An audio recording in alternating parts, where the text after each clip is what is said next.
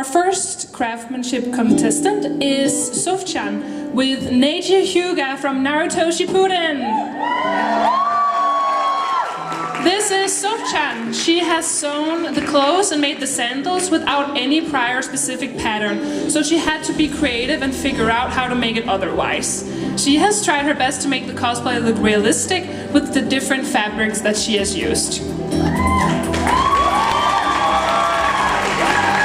Thank you so much. Next up we have Tamako as Sophie from Howl's Moving Castle. This cosplay is made almost completely by hand. Everything but the corset has been hand sewn using historical patterns and natural materials. They chose to use historical patterns and materials to try and match the time and style of the movie, aiming for the Edwardian Victorian era. Taking a bit from both, little by little.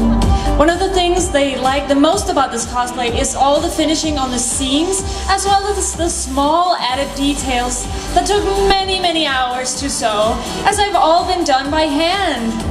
Thank you so much. Next up we have Gigi Curtis as Jaina Proudmoore from World of Warcraft Battle of Azeroth. This costume took around 140 hours to make over the span of a year and a half. The golden ornaments on the skirt and cape alone taking 50 hours to cut, fold and sew on. All the faux leather parts of the costumes are withered.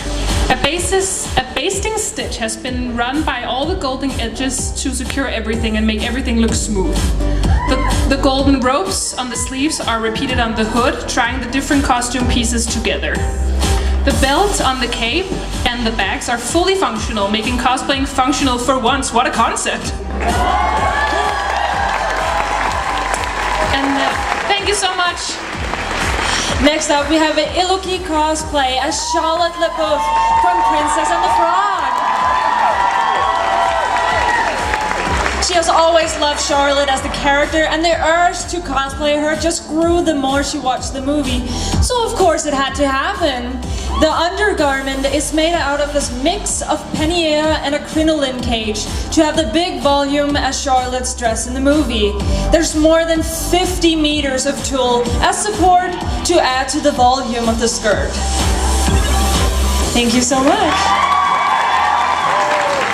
Next up we have Giraffen as Crimson Lord from League of Angels. Starting from the top, the wig is made from a base of a short wig, where long wefts have been sewn in one side to create the extra length, and then colored with red dye to create the opera effect.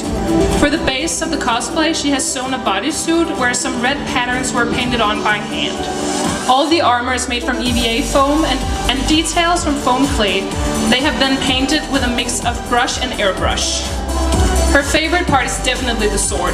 It was first drawn in hand full size and after made from a PVC pipe where the LED strips have been glued on and thick EVA foam. It reaches 195 centimeters, but is still fairly lightweight because of the chosen material. Thank you so much! Next up we have Colville cosplay as Wizard from Diablo Immortal. Colville cosplay is a Swedish cosplayer cosplaying as a wizard from the game Diablo Immortal. The wizard is stylish, sassy, powerful, and maybe a little vain, uncaring of the risks she takes in using her magic. The costume is based on warbler, recycled leather, and silk with hand-painted details. Beautiful. Thank you so much. Last but not least, we have Darkest Tears as Eileen the Crow from Bloodborne. With over 200 individually cut leather pieces painstakingly hand-stitched together to create the feather cape, Darkest Tears challenged both her patience and fingers in crafting this cosplay. With a mix of synthetic and natural materials, she strived to make the different textures of materials stand out despite the dark color scheme. A lot of effort was put into every single detail to make this dark and brooding character come to life. Thank you so much. And with that, That was our last contestant for